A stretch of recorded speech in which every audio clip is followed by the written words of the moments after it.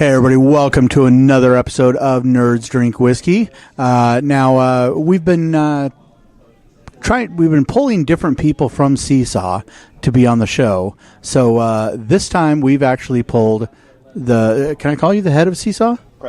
President of Seesaw, Treacy. Now you were here when we did Old Pulteney, 21-year-old sailor Scotch, but long time no see. For those who haven't been watching since episode 1, why don't you reintroduce yourself? Well, I'm Treacy Dorfeld. We founded Seesaw nearly 4 years ago, and we actually have a non-profit name called the Whiskey People. You go to whiskeypeople.org or .com, and you'll see us.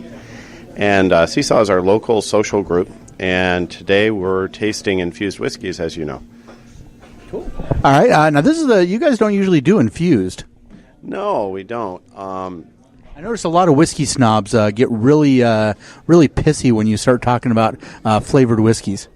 Well, most of the people here, we're not snobs, we're knowledgeable, but we have to understand the entire whiskey audience. And sometimes about the process of infusion and how the flavors are developed and how they're translated in the whiskey is actually pretty high-level knowledge. And that's part of what we're about is education. And, yeah, of course we have some high-end whiskeys too, but we need to understand all the possibilities.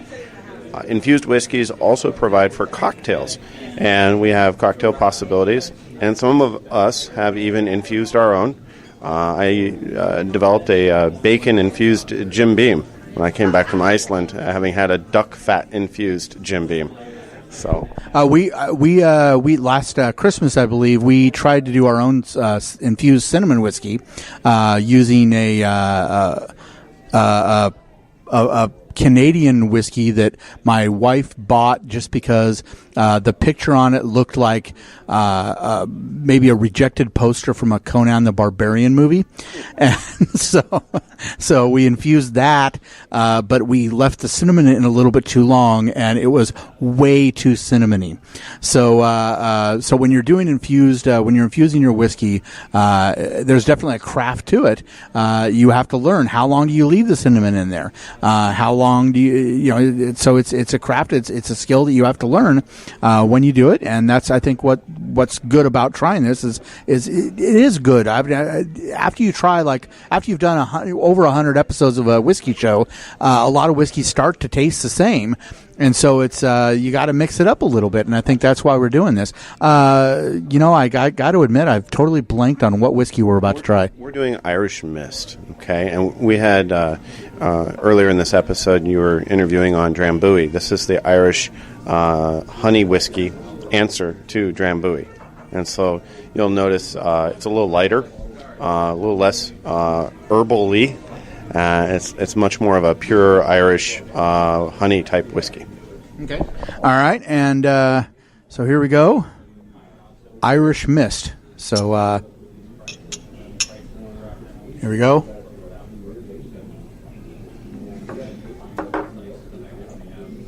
And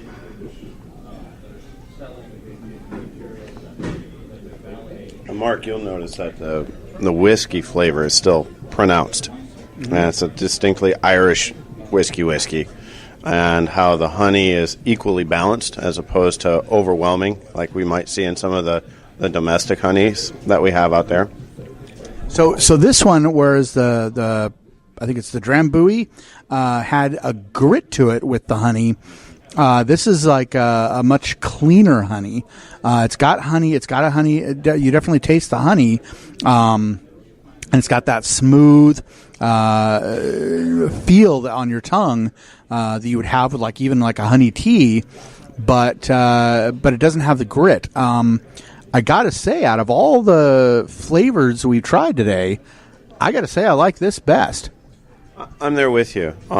It's got more whiskey to it than flavor, and that's why I will lean toward it. The only thing I would do is probably put it in a blender with some vanilla ice cream if I was going to impress somebody. This would be a good one to mix with ice cream. Yeah. What's your thoughts?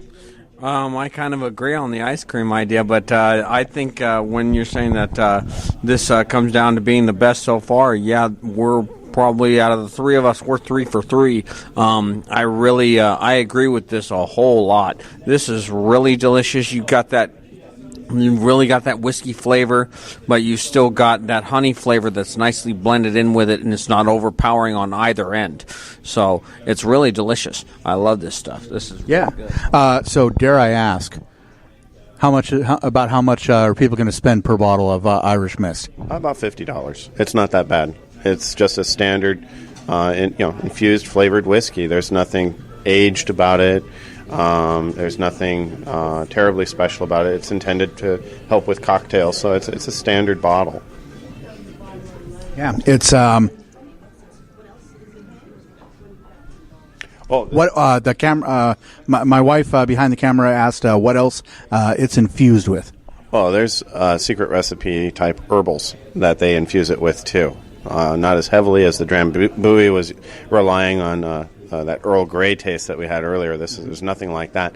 But if you taste through the honey and the whiskey, you'll sense some, again, I think herbal is a nice broad flavor. You can get a little bit of pine if you look for it inside the flavoring. Now, am I sensing a little bit of floral?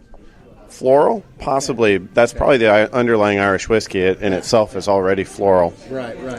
So, all right, cool. If anybody's got any final comments to make before we close out the show? Well, I think the one thing I'm not sure has been covered by your show is that there are methods of infusing, and the most common one is between the barrel and the bottle. You add things between the barrel after the barreling is done, and as you're going into the bottling phase, you're taking the alcohol content down a notch, and while you're doing that, you're adding either the all-natural peach flavor that you may have seen on a part of this episode, or you're adding sugar and apple like you do with the Canadian whiskeys, or you're adding, as in this case, you're adding, again, between the barrel and the bottle. There are a couple other methods. I'm not sure if you've had Clyde May on your show. We did have Clyde May, and that was one of the most. I remember, like it tasted like two different levels of whiskey. Like it finished as like a cheaper whiskey, but like when you first put it on your tongue, it tasted like a higher end whiskey. It was kind of weird. And they use what they call an Alabama style apple barreling. And so they take apple slices and throw them into the barrel with the whiskey, and then it ages together. Okay? And that's an actual German style, so they kind of stole that. We have a local distillery in Washington, Blue Spirits. Have you done a show on them? No, we have not. Out of Chelan. And they use two different styles. They use the German style I just described, and then they use a cold fusion style. Can you imagine a whiskey distillation, much less an infusion, that has no heat?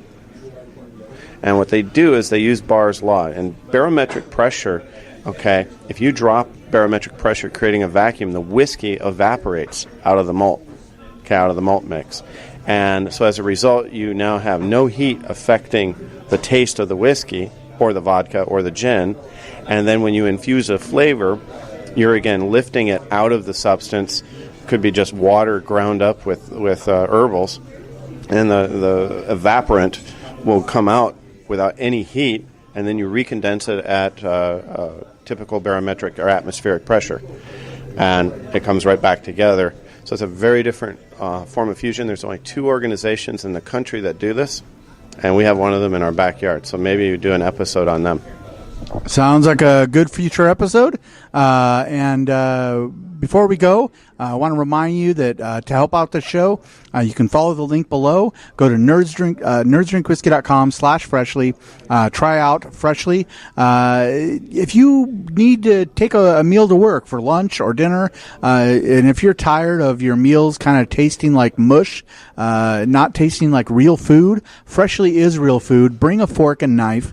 It's probably the most well-seasoned travel meal that I've ever had. I'm not saying this just because I'm pushing them. I'm saying this because I am a customer. I became a fan of theirs, and as the root word of fan is fanatic.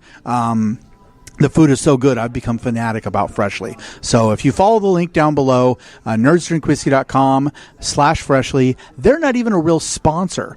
This is actually just an auto URL forward to our customer ID that earns points. So that's how fanatical I am about Freshly. It's delicious. It's absolutely wonderful. So help out the show. Follow the link below, nerdsdrinkwhiskey.com/Freshly, and we will see you back next week for another episode of Nerds Drink Whiskey.